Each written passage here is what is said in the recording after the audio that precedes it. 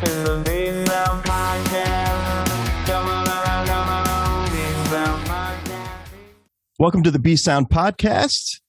And I'm going to skip all the normal stuff I say, and I'm just going to get down to it. Today I have a guest with me, and I'm just going to let him introduce himself. Go ahead, Ray. My name's Ray. I make TikTok videos. My TikTok username is Transcending Me. You can find some videos on discovertranscendence.com if you're not on TikTok. And aside from that, I do this because it's fun for me to do, and I think that we can change the world. And so when I have free time, rather than going out and having a drink or playing a video game, I'm more than likely creating content to make other people think, or at least make them uncomfortable enough to start thinking. Wow. That's quite a resume there. So Ray, usually I start out the podcast by asking a very interesting question, and I think especially for someone like yourself, I start out by asking, who are you? Which the answer would be, who's asking, right? In terms of this character, I wish I knew. I mean, there have been so many points in my life where I've thought, this is who I am now. And as I get older, I have more and more moments where suddenly I realize, oh, that was never who I was. And then every time it's like, aha, I see it clearer than I ever saw it before. And I've said that so many times that I'm just tired of saying it now. So I'm just more or less at the point where I don't know. I don't know who or what I am. I know that I am, and that it's a great deal of fun to be in that state when I'm not worrying about self-defining, when I'm not worrying about something to hold on to as a sense of certainty, because any sense of certainty I have through self-definition can immediately be taken away from me by somebody contradicting it. And so I just don't bother. It's like I was saying in one of my recent videos, it's like being a kite without a string. Being a kite without a string. So what you're saying there is you're kind of free flying. Constantly. Yeah. Constantly. And whenever I do find myself defining in some way, I sit down with it and kind of wonder, okay, what's the benefit? What am I holding on to there? Why am I holding on to it? What exactly is the juice that I'm getting out of that self-definition, out of that idea of myself that is otherwise distorting my view of the world? Because every time I say I am one thing, I'm immediately saying I'm not everything else. And that makes it very difficult to deal with anybody, especially when we're trying to empathize with one another or we're trying to relate to one another. The more concepts I hold on to about myself, the harder it is for me to see your point of view. Sure. But at the same time, how do you get any kind of congruency with yourself then if you can't answer the question, who am I? Well, because it really comes down to what situation am I in. So, for example, when I'm practicing Kung Fu, at that point, I'm a Kung Fu practitioner. You know, when I'm working, I'm a salesman. When I'm doing TikToks, I'm slightly insane. But it really comes down to I am whatever I need to be in the moment that I'm in. And the congruent, it really just, so here's the tricky part, right? Because everybody wants to say your ego, identity, it's a bad thing, kill your ego. You can't kill your ego, but you can come to terms with it. You can realize it's a tool. Right. So I can look back at my past and I can look at all of the things I've went through and all of the different roles that I've played, and I can see the lessons I've learned about myself through playing those roles. But that doesn't mean I was the roles. Right. And it's in holding on to the roles that I almost missed the lessons, because now I'm holding on to an idea of myself instead of what it's teaching me about my potential when I let go of that idea. Sure. Right. It's like Socrates was saying about a carpenter. A carpenter can say, I know everything there is to know. And it's like, right, about carpentry, right? And that's the thing, is that you can lull yourself into a false sense of confidence, being totally familiar with your tiny sphere. But it's in recognizing it is a tiny sphere at the end of the day. Like, regardless of how much I learn, I've had friends who refer to me as a walking Google just because I tend to retain things. And it's like, but I know nothing at the end of the day. It's just fragments of stuff. Like, it's just concepts and ideas that I can use to learn from, but it's not actual knowledge. Sure. Well, even the world's best carpenter probably doesn't know everything there is to know about carpentry. That's right. And there will be new innovations and things like that anyway. So. Absolutely. Yeah. I heard an expression once that an expert is somebody who's done all the mistakes possible in their field of study. That's pretty much it, right? It's like, I've messed up in as many ways as I can possibly think of, and that's why I'm so good at this. That's very true. Very true. Yeah. Some people, they fear their mistakes so much, and it's like, well, that's where you learn. That's where you really get good at things is when you learn to embrace the mistakes and figure out, okay, how do I avoid these next time?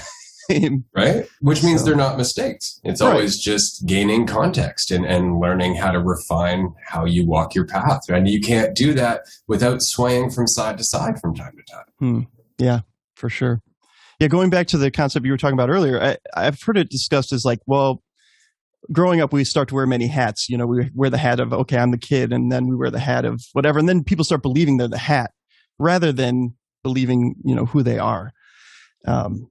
But like you said, that's a tough concept just in itself. Like finding out who you are underneath all the hats. That's really, and it's not something we ever really focus on in this society. I mean, we don't really start talking about philosophy until college. right. Right. Despite the fact that in our teenage years, we're so deeply immersed in that value by comparison mindset that would be the ideal time to talk about this stuff, to talk about what existence is all about, is when it's actually relevant, when they're confused, when they don't know what the hell's going on. Let's talk about, you know, if a tree falls in the forest, ooh, you know, there's something that's, you know, getting me thinking about something without necessarily having to come to a conclusion that defines me. And that's where philosophy is very, very helpful until it becomes about philosophy, and then it becomes a disease, right?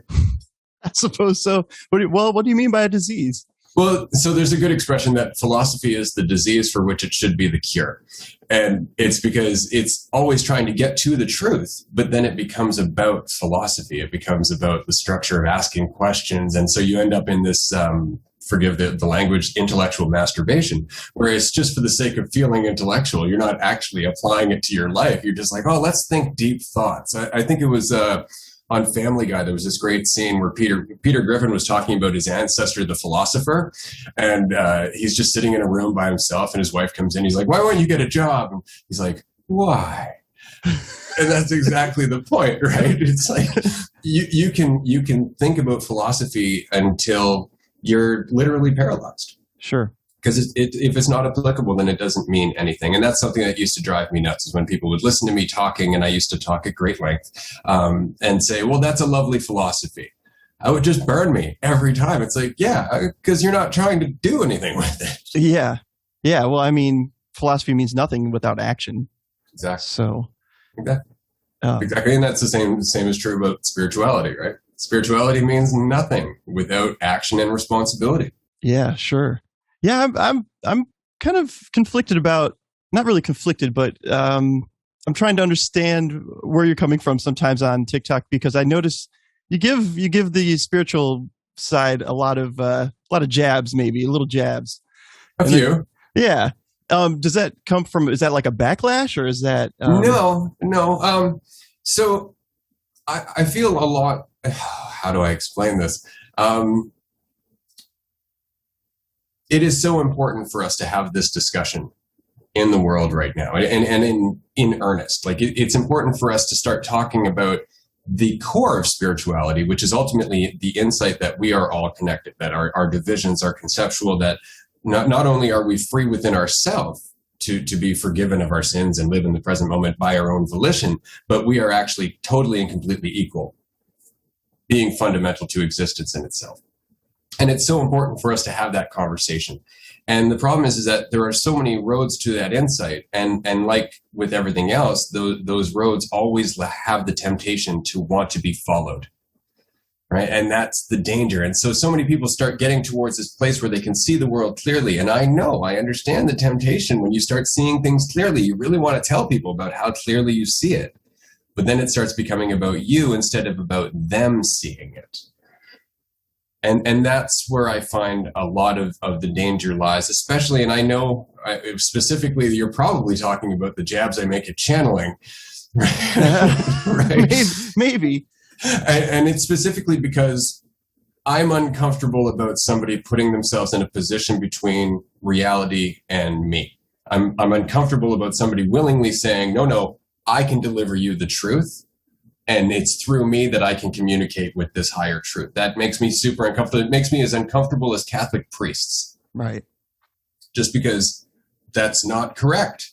It's just not correct. I understand you're interpreting your insights as coming from something external, but that's an interpretation based on a lack of responsibility. It's not a real experience. It's your interpretation, therefore your experience. And that's fine. Pass on the insight. Pass on the insight. We're all in this together. Pass on the insight. You're not going to die. Life is eternal, blah, blah, blah. But stop making it about some otherworldly being who's giving you this insight, and just make it about the insight. Like videos on TikTok where it's like, I have a message for you from Source or from Archangel Michael or from this. And then they give a lovely message. Those messages would be so much more impactful if it just started with, I have a message for you. Yeah. Because then it's coming from them. It's something that I can relate to. I can relate to a human being. I can't relate to an archangel or an intergalactic being floating in space. Sure. That makes sense. That makes a lot of sense. Yeah, I've always thought personally, it's like, it doesn't matter as long as it's good information. I don't really care where it came from. It could come from somebody that people think is the worst person in the world, but if it's good information, it's good information. Yes and no. There are good messages in the New Testament. Mm-hmm. That message was used to kill millions of people over thousands of years. Right. So where the message comes from makes a difference. If the message is distorted by division at its origin, it perpetuates division. Yeah, I agree with that. But then that the information is there to create division, right? It's like you used in your video, your long form video you put out, you used Hitler in there, and it's like, well, you used it to show a point, right? Of how this division is made. And that's good information. Like, even though it came from such a vile source, it's still good information. Well, it is. But see, the whole thing about Hitler is that we tend to take it as a one-sided argument, and we tend to look at him as a vile and evil person, whereas Hitler was one of the first people to really put animal rights in the government's sights, like en masse for the first time, right? Sure. So it's never single-sided. It's interesting to me how somebody can be so complex, how somebody can enjoy art and literature and then become Hitler. Right. But it is through this perpetuation of a divisive mindset that just value by comparison. It is so easy to define oneself by opposition. And in doing so, you immediately vilify the opposition. You immediately make you self-aggrandize. Mm-hmm. And that always leads to a lack of empathy and atrocities. Right. And that's the danger, going back to your point about self-aggrandizing. That's the only thing about spirituality that I'm always very careful for is it about you? Right? And this is it. This is why as soon as somebody's like, oh, I am a fifth dimensional being, I get the heebie-jeebies. Like, I'm just, no, you're just being. Like, stop it. Like, you don't need to do that. You don't, like, I understand they're trying to elevate their own perspective of themselves. And that's great. There are steps we have to go through in that process. I went through them too, learning about the Federal Reserve and the government and law, and learning about all that other Illuminati stuff, and then going through, the tarot and the esoteric, and then going into the religions and going into all of this stuff. It's good to go through. It adds to the story. It adds context. Mm-hmm. But at the end of the day, it comes back to the one and only thing that you know is true. You. Right. Yeah. I think that all the time, sometimes almost to a detriment, like, because it's like, okay, like, let's say you're one time I got high, I smoked some weed and I thought, wow, I might be the center of the universe. And if I died, the universe could be gone. Right. Like, you start thinking thoughts of like massive, like, wow, maybe I am the universe. Correct. Which maybe you are, right? But it's hard to know. Now, it's interesting, right? Because when you have that thought, and of course, it's usually when we're high, because being high is synonymous with relaxing. Yeah. Being relaxed on a super advanced state is being high. You can do it through meditation. It's the same effect, right? Mm-hmm. It just takes a little more practice to get there, as opposed to a 5-minute plunge. But we have this thought, and then our normal way of looking at the world, our physical way of perceiving the world, because that's really the difference, right? Is that we're talking about either you're a body in the universe or you are completely subjective reality. Okay. And both perspectives are true. To you, your existence started and ended with your birth, right? Mm-hmm. Everything before is hearsay to you. Sure. Right? Yeah, oh yeah, there was a world before now. Sure there was. You don't know. Right? Yeah. At the end of the day, you don't know. And it's worth entertaining that, because that's where you start to actually look at the universe differently. You start to realize, oh crap, it's not just the external physical perspective that has some credence. It's also the fact that my consciousness is the root of my existence. And that's true for everything that exists. And that's very much akin to a dream. Mm-hmm. That's not any different than a dream where every character within the dream is a shared consciousness. There's no difference except in how substantial and how cohesive this particular dream is, this experience. And if you were to look at it as our physical dreams are the product of a limited biological brain, whereas the universe would be the dream of an unlimited consciousness that doesn't have biology to slow down how quickly it can process information, right? The universe is literally intelligence manifest. That's what we are. If intelligence were to be embodied physically, we look at it as everything from the Big Bang onward. Right. Yeah. And that's what we are. Oh, yeah. Yeah. That's why I said there's no separation. But we have to look at both perspectives. You have to be in the universe, and the universe has to be in you for you to see that both of them are valid and both of them are invalid. That makes sense. It makes sense. Sort of. Yeah. It's it's a lot to grapple, but. Well, we're always talking about paradoxes, right? Like this is the thing, is that this is why I like Zen. Zen won't even have this conversation in the whole Zen philosophy, and I hate to call it a Zen philosophy, because their whole thing is, where are we trying to go? We're here. Like, this is it. Stop complicating it. And that's their whole point, right? Right. And so they tell Zen koans and Zen stories that are meant to short circuit the mind, right? Like, share a quick one. I don't know how much time you have. I'll just share this with you. Yeah, we'll go ahead for. Okay. So these Zen monks are walking through the forest, and they're being led on a journey by their master, and the students are behind. And this one student's having a real problem getting this lesson. He just doesn't understand what Zen is. He just can't get it. He's a smart kid, but he's just not getting it. So finally he says, Master, I've studied so much. What is Zen? Just tell me plainly. And the master says, close your eyes. And he does that. And he says, okay, now listen. And they just stand there, and they let the student listen for a while. He's like, now what do you hear? The student says, well, I hear a waterfall in the distance.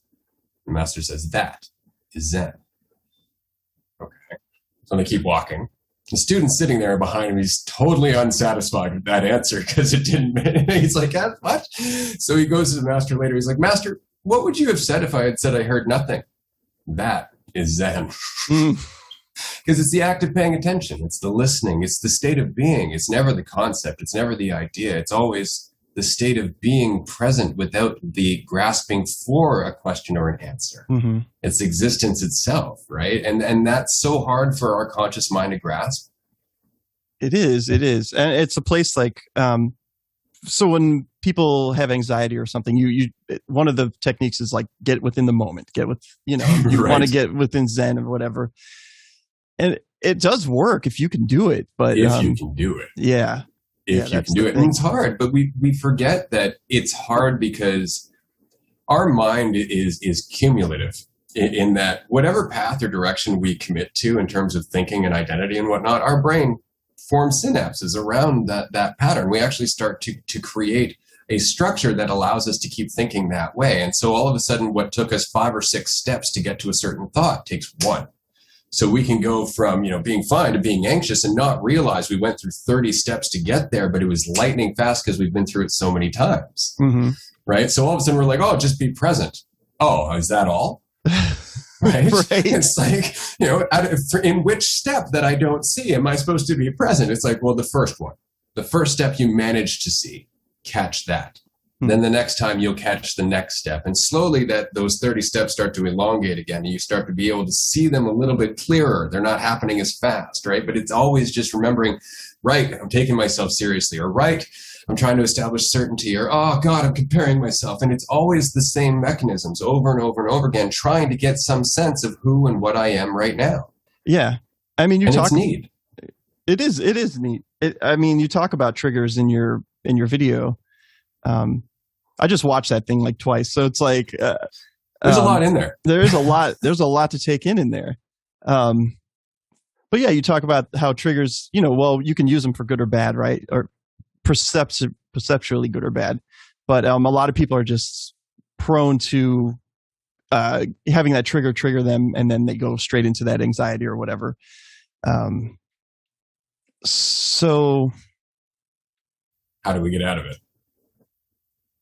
As always, it comes down to awareness. And I mean, that's the real kick in the teeth about all of this, is that we can make it complicated. We can create a 12-step program to getting rid of our addiction to commit to certainty and ego. We can do whatever we want. And a lot of people do. They make a lot of money creating DVD seminars and books and whatnot.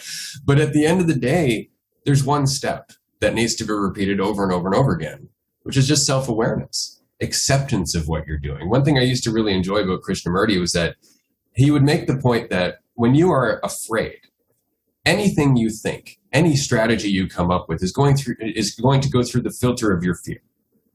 You have no choice because you're afraid. You're embodying that state. And so everything is going to reflect that state.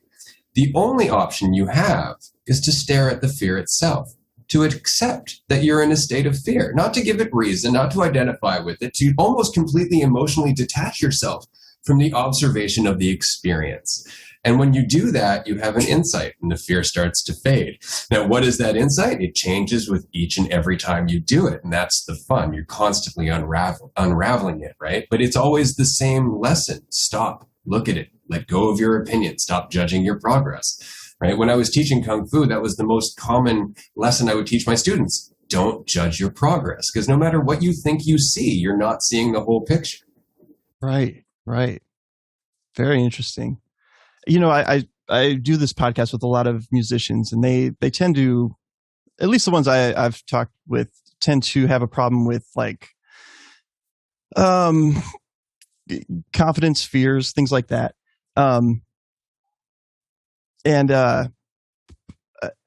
It's just interesting because the last one I spoke with, he was really, really anxious, right? And I was trying to tell him, like, well, just stare into that abyss, you know, just like, and become it.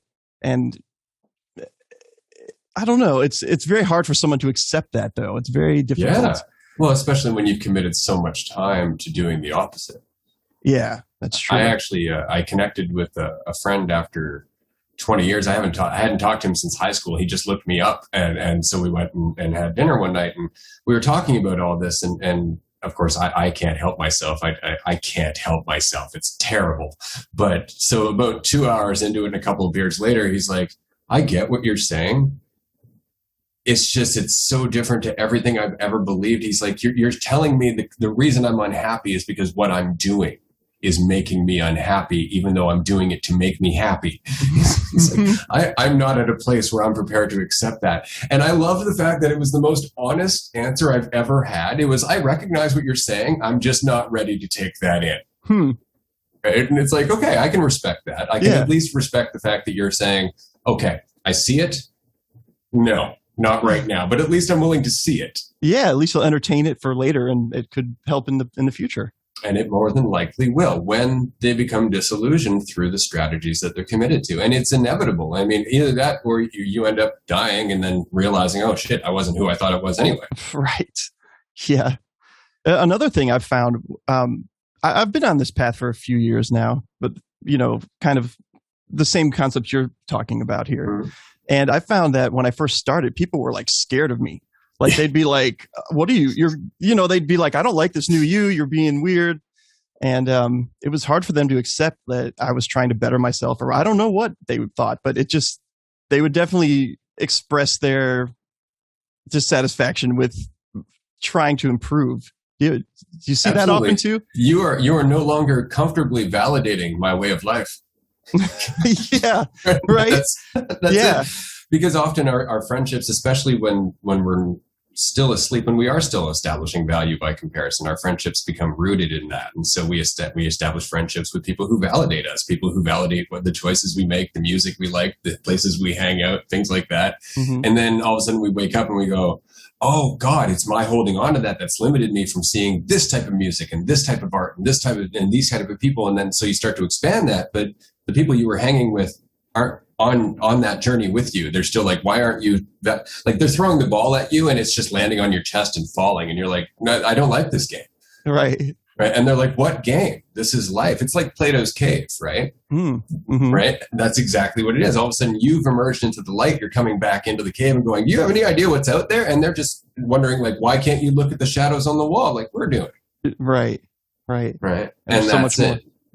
And so, yeah, I used to, like I said in a few of my TikToks, I used to piss off a lot of people just because I again, relentless. I came out of a state of personal hell that was so long that when I finally did wake up, it was like a breath of air. Like it was just like coming up after suffocating for eternity. And so every conversation I had was a chance for me to dig a little deeper. Every time I talked to somebody, it's like, ooh, how are you going to challenge me today?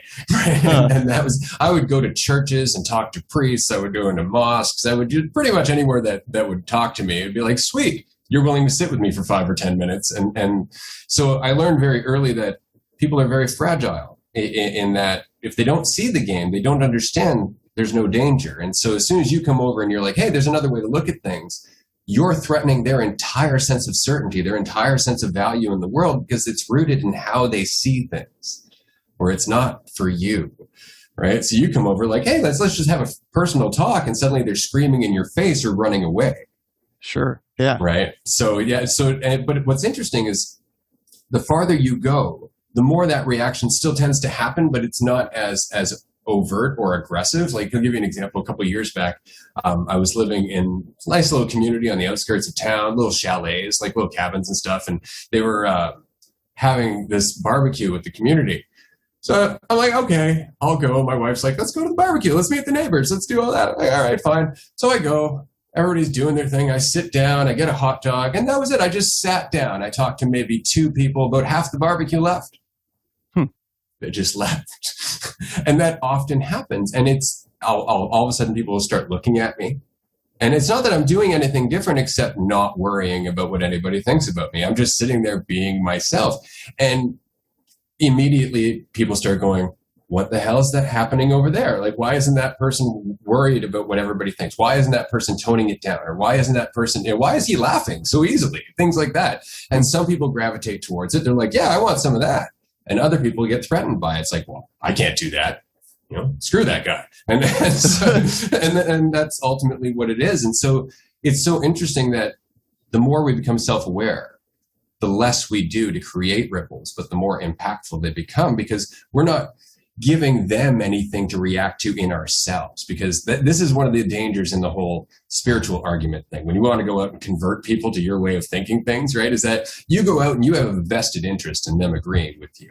And so you come across as, hey, I'm going to convince you. And then their perspective is it's about you. So when they feel uncomfortable, it's your fault. But if you're not coming up to convince them of anything and they become uncomfortable by their own triggers without you doing anything at all, just by your state of being, they can't put it on you. They have to deal with it. Sometimes they still will, but yeah. Right. And then again, that's like, well, that falls squarely in that category of not my problem. Right. Fair enough. And it's super important to have that. I mean, you have to be cutthroat about it to some degree. You have to realize that I only have a certain amount of moments in this incarnation, and I'm not about to waste it just for somebody else to feel like they have the moral superiority, to judge me just by, letting them go on and on and on. It's like, you're going to do what you want with this conversation anyway. You can do it without me. Right. Yeah. I'm curious. You said that, one of the things I like to talk about in this podcast is overcoming our challenges and things like that. So you said you were at like a really low point. What got you out of that low point? Was it just hitting rock bottom, or over and over again? Yeah, so I was. I've been on my own for a long time. I was abandoned by a kid. I was homeless when I was very, very young, and I've had no family support whatsoever. And I internalized all of that. I made that all about me and my value and my worth as a person. And so that led to me constantly trying to redefine myself through different types of identity. At one point I was, the party guy, and then I was, the business guy, and then I was, the guy who's there for everybody. But it was always a mask. It was always, this is who I think I should be. This is who I think people are going to like now. Mm-hmm. And it always ended up with me back in a state of just feeling alone. I remember very clearly having a party where I think it was like 200 people in my house. It was huge. It was just a massive party.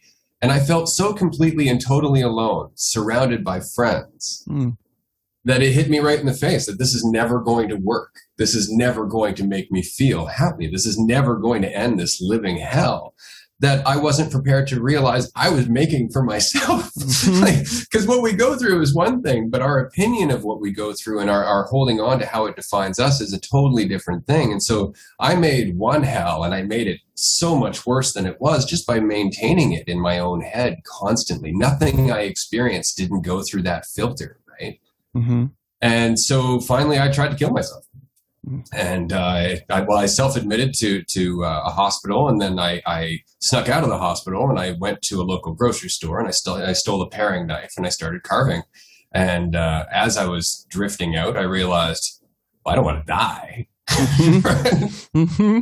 At the end of the day, I'm like, there's got to be something I can do with all these shitty memories. There has to be there has to be a pony for all this bullshit, right? Mm-hmm. So I went back and I had them stitch me up. I barely made it, but then for about 6 months after that, I was just still miserable. I was still living in this funk. I didn't know how to be happy. I just knew I didn't want to die anymore, right? So that was no longer an option. So that almost sucked worse. And then one day I was sitting with a buddy of mine, and he looked at me, and he knew me years back, and he's like, you never talk about life anymore, man, because I used to try and work this stuff out. And I said, nobody cares. And then it dawned on me. I'm like, well, why don't I care? Why does it matter if nobody else cares? What am I doing here? And it hit me full in the face for the very first time that it had always been about how I lived in their world. Mm-hmm. It was never about me. Mm-hmm. It was always about them. It was always about me in relation to them. And that was it. It just triggered. I just realized the entire time I was my universe. I was the core of my existence. And I was just avoiding that, trying to make everything outside me fill that void that I could only fill through my own presence. And for the rest of that night, I just ranted at my poor buddy. Like it was all night long. It just kept opening up. And ever since I've been awake. Ever since I can never stop remembering what hell feels like. Yeah. Okay. Wow. That's intense. That is intense.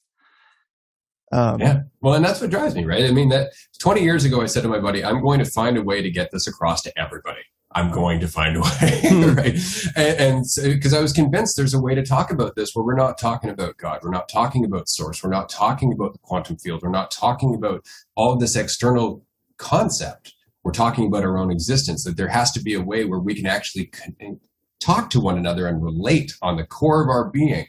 And I think it's just through being there yourself. You can't teach being, you can only be, right? And it's taken me 20 years to pound that out. And I think that's why I'm on TikTok now, because my daughter bothered me for months. She's like, get on TikTok. And I'm like, no, I don't think that's a good idea for me. And yeah, I just started building momentum because it's just short, quick bursts. It's like, I can summarize this in 60 seconds. Okay. And now, I just can't stop summarizing things in 60 seconds.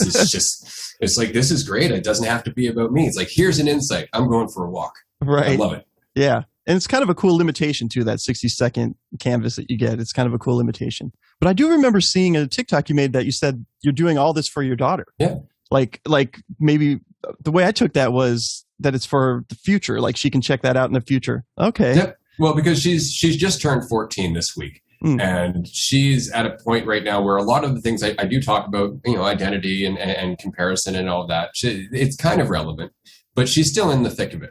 That's just where we are at that age. We're still in that stage of our development where value by comparison is a necessary thing. We have to gain context, right? And so she's going to be awash of that. She's going to be lost in that for the next 6-7 years at least.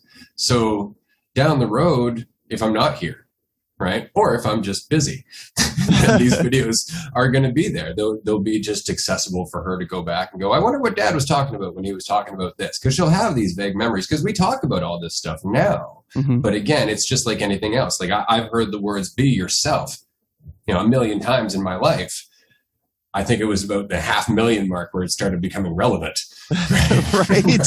Well, you don't even know what that is at first. Like when you're young, you're like, well, what is myself? And you don't really ask the right question about what is myself. Absolutely. And nobody else around you is doing so. They're just like, what kind of job you want? Focus on that. Yep, exactly. Yeah, and they don't teach in school like we were talking about and that kind of thing. That's so true. So yeah, that's very much the inspiration. It's like, I'm putting it out there for posterity. I'm documenting. Hey, that's cool. That's at least that's, kind of a noble way to go about it. It's not like you're trying to get 1 million followers and dance around and, do that kind of thing. It's I'm well aware that's never going to happen. It's funny because I really try and revolve as close to the point as I can. I really do. I really try and remove as much ego as I can from it. I really, really try and make it as applicable as possible. And that is the whole goddamn point for me. That's it. It's just making it applicable and making it simple and just keeping people on point. Because if we can have this conversation on point consistently, it changes everything. Sure. Yeah. It changes everything. And that's it. And so I'm making these videos and there's a part of me that's like, okay, I've worked very hard for 20 years to come to this very odd state of mind that I find myself in right now. And that's about the best way I can describe it, because 20 years ago, I didn't think the way I currently experience the world was even possible, let alone, something that existed. I didn't realize you could feel free in the way that I feel now. And so that's it. I just want to get that across. Like there are insights that can get one there if one has the will. That's it. And they're not insights that are dependent on spirituality. They're not insights that are dependent on scientific knowledge. It's just insight and will. It's just having the willingness to question yourself until you're just sitting there as the questioner without looking for that answer. Without looking for the answer? So you're just asking the questions. That's right. Without any solid answer. So, and that's it. You never commit to one answer, because as soon as you do, you've stagnated. That's it. It's over. There's no more journey. So it's almost back to the Zen thing. Exactly. If you meet the Buddha in the road, kill it. Okay. I don't know if I've heard that one. That's a good expression. I like, because it's so offensive. But if you arrive at any truth, if you arrive at any concept where you're like, yes, this is the truth, kill that thing. Get rid of that, because that's what's going to hold you up to the next truth and the next one after that, right? Because there is no conceptual truth. Free of the illusion of division, you are the truth. That's it. All I know is I know nothing, basically. Right? Exactly. And whoever I am knowing nothing is the truth. Wow. So let's talk about this video that I've watched a few times, and is the genesis of that the same as the TikToks? Is it just like expanding from that?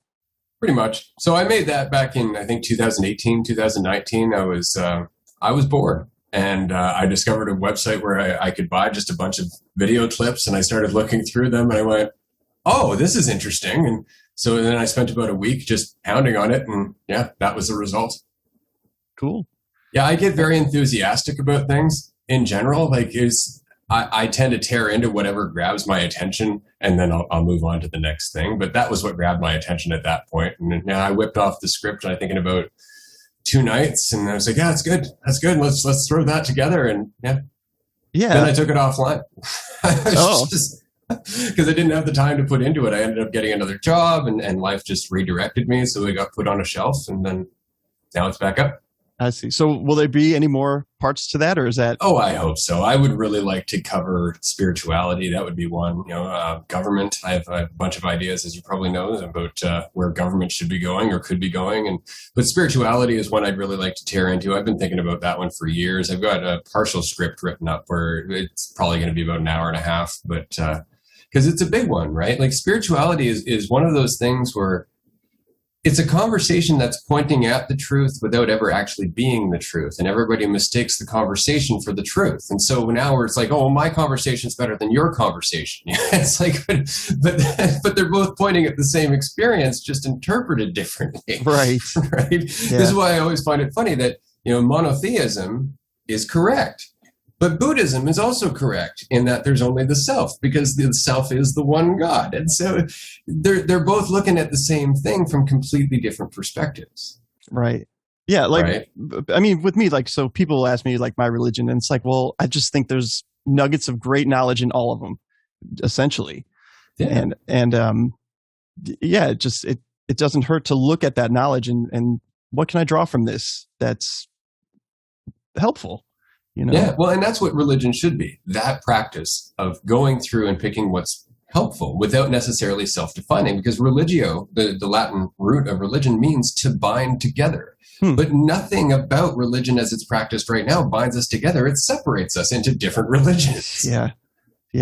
Right? Whereas if we all had your approach, it's all knowledge. It's all for my journey. It's all ultimately leading me in the direction that's going to reveal itself. Then that would be the ultimate religion. It would always be self-driven. It would always be self-led. There would be no priest. There would be no pope. There would be no channelers. I recall a time where I was telling someone my idea on religion like that, and they were like, "Oh, you are a cherry picker. You cannot just cherry pick the things you want to be true and then get rid of the rest." And that's so funny coming from a religious person. Right. I didn't even see the irony in that, but yeah, you're it's right. Like, which part of the Bible are we choosing that one from? True. Wow. Yeah, it's so funny. But this is it, cognitive dissonance, right? We get uncomfortable when something happens that makes us question our source of value, right? When we have to question our identity, it makes us very uncomfortable. And so the easiest way out of that is to blame you. Yeah, pretty much. Because no one wants to blame themselves. That's, oh no. That's right. Well, because so there's a point where blame and fault just becomes responsibility in terms of mentality, right? Like I went through most of my life blaming myself, saying everything was my fault until finally I went, no, but it was my responsibility. It's like I did have some influence there, right? And so instead of being self-defining, it was just what is. Right. Sorry, I'm just taking that in. Interesting. Yeah, no worries. It's interesting, right? Because this always comes back to the same fundamental stuff, but our brain slides off it. Like it's just, no, I don't like the level of responsibility that goes with being present and not having a sense of control. And that's ultimately it, right? Like when my wife ended up getting her practicum in a different city, we had to move and I had to wrap up my business and basically close everything down. And I had no income in the new city we were going to. And so my immediate reaction was, oh my God, what's going to happen? And I didn't know. And so I'm going for walks and trying to just deal with not knowing. And my brain keeps reaching for little things like, oh, an acorn fell from the tree, therefore it symbolizes this, right? And my brain's desperately trying to find this sense of control, this sense of an omen, just so I can know what's coming. And I'm just fighting it off. I'm like, no, I don't know what's coming. I don't know, and it doesn't matter. It doesn't matter. I can't. It's just confirmation bias. I'm not just going to, right? And so just going through that, all of a sudden, I get a phone call from out of nowhere from some company, and they're like, hey, do you want to come in, talk to us about our marketing campaign? We just want a consultation. I'm like, yeah, sure, why not? I got nothing else to do. I'm moving in a couple of weeks anyway, so I can't take the contract. They ended up hiring me, giving me a yearly salary that I could work remotely. And yet people will say, you got to focus on the manifestation. You got to make it happen. It's like, you got to get out of the way. That's what you have to do. Right? Yeah. Well, I hear that all the time about manifestations is the idea is like, focus on it, then get out of the way. Like know what you want, get out of the way right afterwards. And that's how you really manifest it. See, I don't think I know what I want. I don't think I have the capacity to know what's best for me, I guess is the point. I don't believe that what I want is necessarily what's best for me, because I've gotten what I want so many times and it's never ended up leaving me happy in the way I expected it to. Right? Whereas getting things I didn't want, those lessons have left me with riches for years, because going through them taught me my own strength and my own potential. Every time I didn't get what I wanted, I ended up growing as a person. Sure. I mean, the obstacle is the way, as they say, right? Where you definitely learn from it. And that's the real value of life, I think, in a lot of ways. Absolutely. But again, it's judging our progress, right? It just gets, it's like that story Alan Watts was, do you listen to Alan Watts? Oh yeah. I love Alan Watts. The story about the guy who lost his horse, right? So the horse runs away. And everybody in the village is like, oh, I'm sorry, that was your only horse. Like that's really bad for your family because we're all poor kind of deal. And he's like, yeah, maybe. The next day, the horse comes back with a bunch of wild horses that it recruited. Everybody's like, oh, wow, this is great. This is a great fortune for your family. He's like, yeah, maybe. Right? Next day, his son takes a horse out for a ride, breaks his leg. And they're like, oh, we're so sorry. And he's like, maybe, right? And the next day, the government recruiter comes by for the army, and the son can't join the army because he broke his leg. And it's always just maybe. It's like we want to cast judgment. We want to say this is good or bad based on what I like or don't like, which is always based on how I identify or don't identify, right? Mm-hmm. But none of that is true. It's all just arbitrary. It's all just stuff we make up for the sake of certainty, for the sake of establishing some sense of who we are and where we are in relation to everything else. It's exactly like, the dates. My daughter was having this epiphany the other day. She's like, why is it the year 2021? I'm like, oh, because we randomly decided that when Jesus died, that was when we started the calendar. Right. She's like, what? And I'm like, yeah, in the Jewish religion, it's, somewhere in the 5000s. I mean, we've been around for over 500 million years or so. And it just blew her mind. You could just see her brain going, so it's not actually 2021. It's like, no, we just kind of all agreed it is. Right? And we've all agreed it's Friday because of a guy named Pope Gregory. Right? And that's it. And so it's all arbitrary. It's all just us playing house. And we forget that. We take it so seriously. We have economic turmoil. And it's like, oh, God. It's like, we made all this shit up, right? Right. Yeah. The concept of money, things like that. It's all just agreed upon. And we could totally stop. That's the point, is that if we had the wherewithal, if we had the clarity to realize we're always just doing value by comparison, and we could stop chasing the carrot or running from the stick, we could actually have a conversation in clarity and say, well, democracy on this level doesn't really work. We can replace it without actually changing anything except for how the governments are allotted, except for how they run. So warehouses could stay where they are. Hospitals could stay where they are. Everybody could keep working as they work, but it would be a different governmental structure. It would be local government. It would be real-time voting. It would be a money-free society, for example, where every government around the world is monitored through, say, blockchain technology to make sure that all of their resources are met and automatically shipped through that technology from everywhere else in the world. So we could become an economy to make sure everybody has enough. So we're all working less hours for better reasons. And now we can pool our resources and actually start doing something with our lives. It sounds like it's worth looking into anyway. I can't claim to know enough about But it requires a shift in us. See, that's the problem, is that we cannot create a system that's going to fix the problem. And we keep trying. Right? We keep trying to create a system that's going to make us responsible. But whenever we have a system that takes responsibility from us, how can we be responsible? Yeah, that's fair. That's fair to say. Right? And that's what we have, is generations upon generations of the government taking more and more responsibility for our lives, us having less and less, and being less responsible in our mindset, to the point now where we're just focused on minor satisfactions rather than any growth. Yeah. Or even one step down from minor satisfaction and just avoiding discomforts. Right. Exactly. Exactly. So it's so true. So that would be a large part of what I'm always saying in my TikToks, is that the important part isn't the getting together and rallying. The important part's not governmental change. The important part is you. Mm-hmm. At the end of the day, because you are the world, and your mentality creates ripples that changes the world, whether you realize it or not. And the sooner we get down to the point where we focus on those ripples, the sooner everything changes. Sure. Yeah. That's like the butterfly effect, essentially. Where, yeah, one person can change the world, and imagine what, 1,000 people can do, and so on and so forth.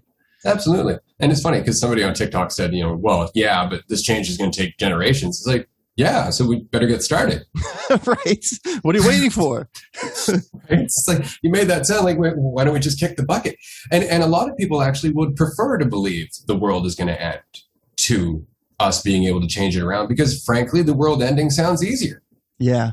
Yeah. And most people are into that. Like I said, it's like they're trying just to stay out of discomfort, rather than, it's a lot more comfortable to say, okay, the world's going to end, than to actually try to be the change. Yeah, because then I can just keep drinking and forgetting everything. Mm-hmm. Yeah. Mazel tov, the world's going to end. Yeah, that's unfortunate. But, got to keep doing what you got to do to, at least people like us, right? Like, we got to keep doing what we do. And that's it, right? And this comes down to that uncomfortable conversation about the whole God being, about exactly how united are we, exactly how much intelligence is there to this, because you're out there creating ripples in your life and I'm creating ripples in my life, and then you have everybody else that are doing the same, and we're all rippling off of each other, and if we're all influencing one another, then exactly where is the dividing line? Right? And if that's the case, then just like in my body, because every cell, every part of my body is its own individual function, it's its own individual world, and yet they all work together to make me. Yeah. Then I think, personally, this is just my opinion. I'm not going to say this is truth, because I think this ultimately comes down to our choices of people, that as we wake up to our individual choice, our collective is going to change to reflect our responsibility. And I think that we're in the process of that right now. I think it's going to happen of necessity as well as by choice, because we keep delaying it. We keep delaying this insight that ultimately we're the world. Like what we create is what we're going to exist in. And as long as we delay that, we keep coming up with more environmental and economic and governmental and problems. These are still exacerbated because we're irresponsible. Well, yeah, it's part of being human, probably. Exactly. But as we come to that individual awareness, we're seeing ounces of responsibility coming into the collective. All of a sudden, people are growing their own food. All of a sudden, people are choosing to recycle, right? Things like that. And those are individual choices that the mass is now starting to reflect. Organic food is available in grocery stores, things like that, right? So it just goes to show, as we commit to our own personal changes, those ripples really do collectively spread. But it comes down to how committed are we? And as of right now, we're more committed to the idea that if we just vote for the right guy, he'll fix everything. I do think that part of this awakening may be due to the pandemic itself. Like a lot of people were forced to sit with themselves and try to come to terms with what they are and who they are and things like Necessity. Yeah, absolutely. Yeah. So, well, and that's it, right? Even now, society is forcing us to a point where we have to question things. We have to, because the government doesn't make any sense. Our priorities as a culture don't make any sense. I mean, it's like, go to university, get a student loan that you'll never be able to pay for a job that's never going to make you happy. On property you're never going to own. All right. Yeah, it worked for a while, but yeah, it was just like a one little point in the timeline, and we need to get past that. And yeah, it was the honeymoon stage, right? It was, it's the party's great for the first people to get there, but everybody who gets there after that, it starts to suck more and more, right? Yeah, the party's been over for a little while, and you just got trash around you now. Right, cold beer and warm pizza, or warm beer and cold pizza. Yeah. Right. Yeah. No, it's so true, but we're at a point where we're going to change it. This is why, characters like Greta Thunberg, for example, like I understand there was a lot of momentum behind Greta Thunberg. There was a lot of influence behind her life and the way that she perceives the world. But that's exactly kind of my point, is that although most children aren't going to have that degree of a push, they are getting some awareness that something is severely wrong. Like even my daughter, and I don't hold things back with my daughter. I'm like, yeah, this is happening in the world. I'm not going to tell you all the grisly details, but this is part of the world that you live in. Sure. And now she's maturing and she's going, wow, this is actually a thing. Like people are actually doing this to one another. And oh, wow, this is the way the system works. And you can see at 14 years old, our consciousness kind of waking up to the hell that we've collectively made for ourselves and realizing this doesn't seem right. And yet the people that we put in charge are the farthest from that generation. They're in their 60s and 70s and 80s. They're almost done. Mm-hmm. And yet we believe they have some investment in making sure this all continues to go well. Right? Yeah. I mean, you'd like to think that they're older and maybe they've got some wisdom and developed a bit of an ego, like dealt That'd with nice. their ego or whatever. But yeah, I don't know if that's the case.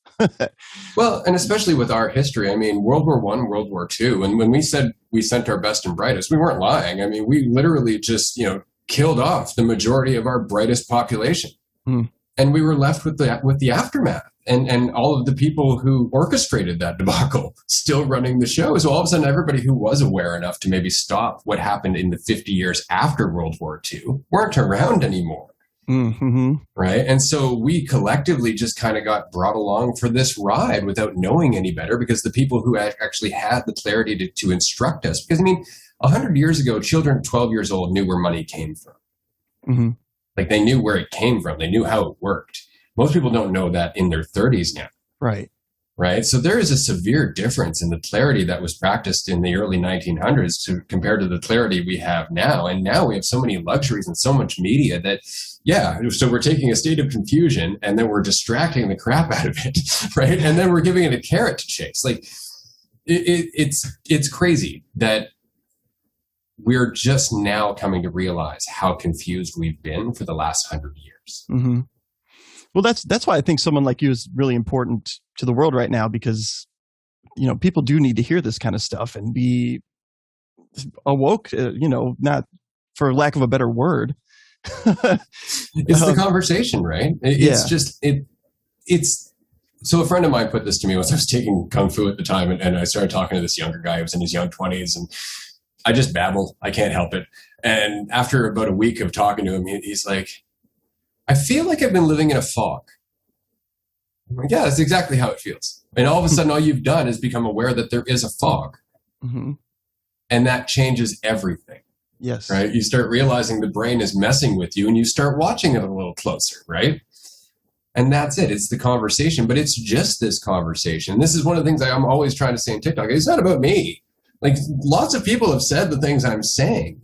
It's about it's about you giving a shit. It's about you wanting to have the conversation, you paying the attention, because you're the one doing the heavy lifting. It's funny, when I had a life coaching business, I used to do an hour and a half consultation for less than my hourly wage, or my hourly rate. And people would ask, well, why? Why is the first session so cheap? And I would say, because you're doing all the lifting. I'm just listening to you tell me who you think you are. Right? For an hour and a half, just go. Spin me a yarn. Tell me a tale. Right? Yeah. And it's giving me a perspective of exactly what you're committed to that's causing the consequence that you're facing. This was my life coaching business used to be called Transcendence. It was because it's like, you can dig into the past and try and find the root of the problem, or you can just understand why you're still holding on to the problem. Yeah. Right? The problem's in the present. It's not in the past. Well, yeah, because, the problem's always right now. Exactly.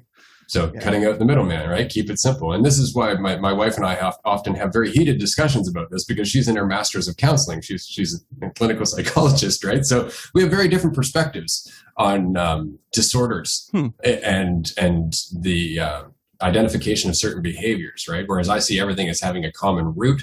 Here in psychology, everything is distinctively different. Schizophrenia is very different from bipolar disorder, whereas I see it as an overcommitment to a certain mentality regardless. Right? It's just played out over many years, played out over many cycles, till it becomes the point that the habit seems almost like it's an intelligent action instead of just a habit that continues to overplay, right? It's kind of like self-confidence. We were talking about that earlier. Anxiety, trying something, jumping in, right? Right. Well, when you have the habit of second-guessing yourself, when you have the habit of thinking to yourself, can I do this? That's immediately what you're going to do. It's when you start going, why am I even asking? And then just jumping in, that things start to change, right? But up until then, you're thinking, I'm intelligently asking myself if I can do this. I'm weighing the pros and cons. I'm being intelligent here. And it's like, actually, you're just playing out a habit for the sake of avoiding the actual action. That's all you're doing, right? You're making yourself feel better by telling yourself you know who you are, even when it's a prison.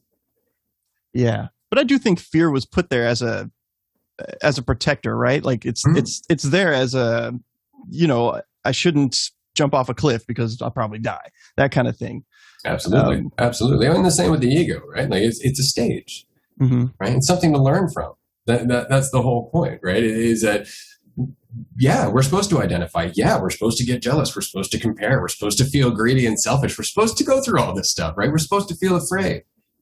And eventually get to a point where we establish some clarity and understand why. And then that changes what we're feeling again, right? And this is one of the things I was saying in that long format video you watched, is that so much of our culture stops at stage 4 of Levenger's ego development, right? But she went on to stage 10 and right. Nobody ever discusses anything after that. It's like, we just stopped at value by comparison. This is where we are now, right? Whereas she even said it's stage 5 and beyond where we start acting like adults. Yeah. Right. Yeah. But our culture doesn't teach us that. No. The people that get there usually stumble on it, or it's just through constant growth that they get there. Yeah. And then we all look at them and go, oh, what did they do? Oh, they read a book a day. That must be the secret. It's like, no, they just had the will. Yeah. Right. But we always want to confuse the form for the function. Right. Like we always want to look at what a self-aware person does and then assume that's how they became self-aware. Right. It's like, oh, this self-aware person goes and sits in a field every day and meditates. That must be why they're self-aware. It's like, no, they're self-aware because they have the will to question themselves. Right? They meditate because it's a nice way of questioning yourself. Right? That's a good way to put it. That is a great way to put it. So we're almost out of time here. Like we just do these for like an hour. Yeah, I appreciate it. But yeah, I really appreciate you being here. I always ask this final question, and that is there anything that I should have asked you today, but I did not?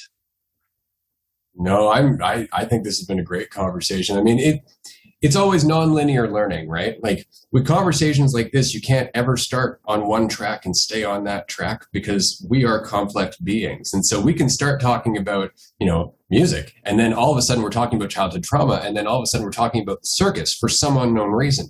And it's because that's how our brain works. Our brain bounces around. It ties pieces together, right? So I think this conversation was great. This is probably one of my favorite interviews I've ever done. Oh, wow. Thank you. Yeah, it's been fantastic for me too. I've really enjoyed speaking with you.